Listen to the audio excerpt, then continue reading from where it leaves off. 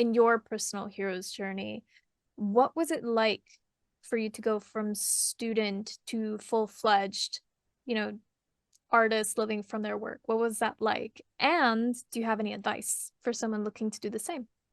Yeah, sure. That's a good question. And I hear it a lot, because especially from art students leaving school, the big question is, how am I going to all kinds of things. How am I going to support myself?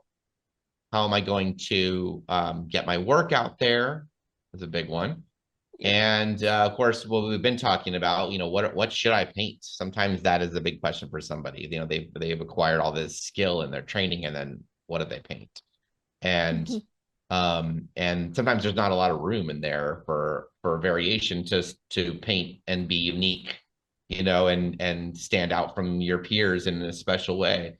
So for me, I left graduate school, and I started to teach right away, and the income that brought in really bought me time in the studio to start to explore.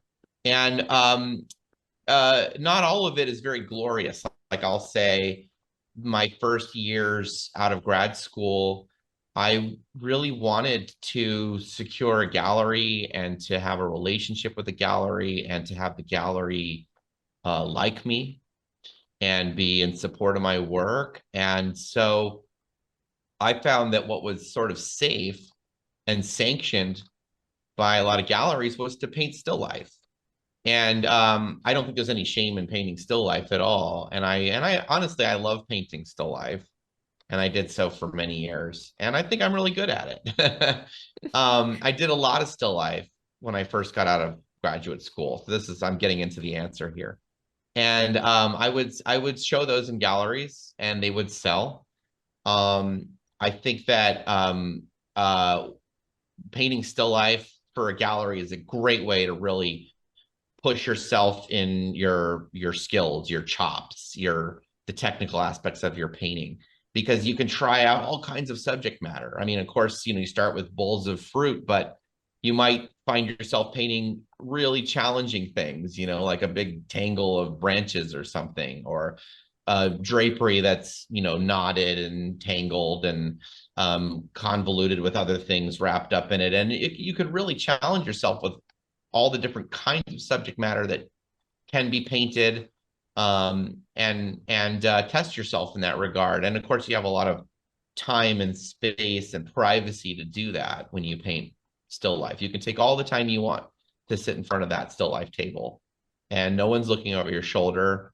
There's no model waiting to take a break or to be paid and so forth. So still life was a good friend of mine. As an early painter.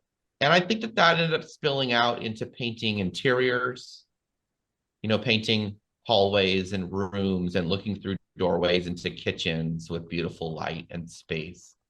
And there's a wonderful tradition of interiors where there are no figures, and yet they're full of mood and feeling, and they really test the painter's ability to paint light and space and perspective and atmosphere.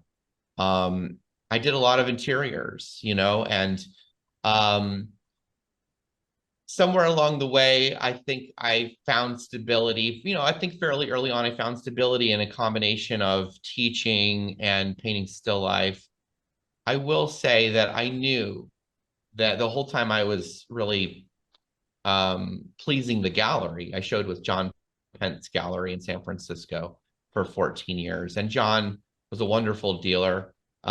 He's still alive, but he's retired now in his 80s, and wonderful support and dealer, and had an incredible gallery in San Francisco full of a lot of contemporary realists that are still working. And it was a wonderful community too. But John really wanted me to paint a lot of still life, and he would often tell his newer painters that were just joining the stable of artists at the gallery, he'd say, I want you to paint me a show of 30 still lifes, and they can be small, but I want them, all to be very cohesive, similar lightings. I want you to frame them all the same way, and we'll give you your first solo show.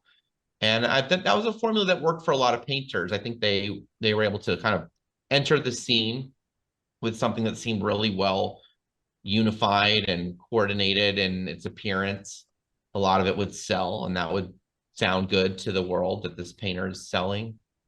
But I, pretty quickly after doing that, I felt that this is not what I dreamed for myself. What did I dream about doing?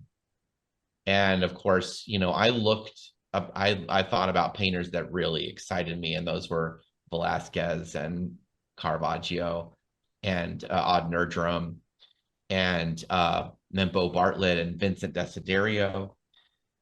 These were painters that I saw their work that were doing large paintings with multiple figures that had a narrative of some kind. And that's what really made me go through all the training and the study. And I thought that I'm going to do that one day. I think it's important for an artist to call it when they feel like they've kind of had that transitional period out of school, solidified what kind of techniques they use, how they paint, what their paintings kind of look like, the palette they use. Are they direct painters? Are they indirect painters? I mean, do they just do mostly alla prima? Do they like to do a lot of glazing? They have to figure that stuff out. And I think that can be done in that sort of fledgling period when you leave the nest of the art school. And that's why still life is a great thing. But there's an important moment to stop being the fledgling and really start to soar high. Like that was the goal, is I wanted to soar way up there in the clouds, if we're using a bird analogy, leaving the nest. And that can be scary too, because you wonder, am I going to stop selling? Are the galleries going to start to kind of not want to show my work because they're bigger and they might be weird, they might be scary, they might embrace grotesque themes. Galleries start to go, about that. That's a challenge that the artist can face as they start to leave that fledgling stage of being an artist, a new artist, and start to move into their more mid-career, maybe.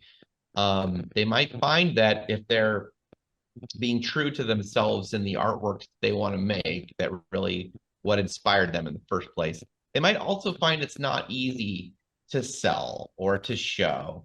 And there's a trade-off there. And hopefully you've got the stability financially that maybe you can afford not to sell a little bit while your work goes through this new coming out of a cocoon phase where you're really going to be the more mature painter that you will become. And there's big trade-offs, because while you're really nurturing your dream and your vision and you're following that passion that you always saw for yourself, you might also be suffering in other ways. All the things I mentioned, not selling, galleries maybe treating you with a little bit of an aversion because your work is big and takes up a lot of wall space. If you make big paintings that take up a lot of wall space, galleries, and I don't blame them, they're not really going to like that, because they have very expensive rents to pay. I can sympathize with a gallery in New York City or San Francisco or Los Angeles. They have to have a space in a very affluent part of town with a lot of traffic so that people will see the work. They need to be available to clients that have a lot of money, that are interested in collecting artwork. They have very challenging rents. If we could see those figures, we would kind of be horrified. And then when you present them with the idea of showing a large, challenging painting of yours that has, things that are not necessarily pleasant or happy to put on your wall at home, that take up the entire wall of that room in the gallery, they're going to sort of be nervous, because there goes their rent for the month. Whereas if you give them 30 still lives, they're pretty happy, because even if they sell 10 of those, then they're okay. They're in good shape. Yeah. So that is some tricky territory for the fledgling artist becoming the mature painter to have to navigate. And that's kind of maybe that's where I find myself nowadays. It's embracing the work that I really wanted to do and doing it and feeling good about that. But understanding that it's going to be harder to show my work because of its size. These paintings behind me are much more moderately sized. They're like around 40 inches square-ish, or in that size range. But I just completed a painting that's 9 feet tall by 7 feet wide.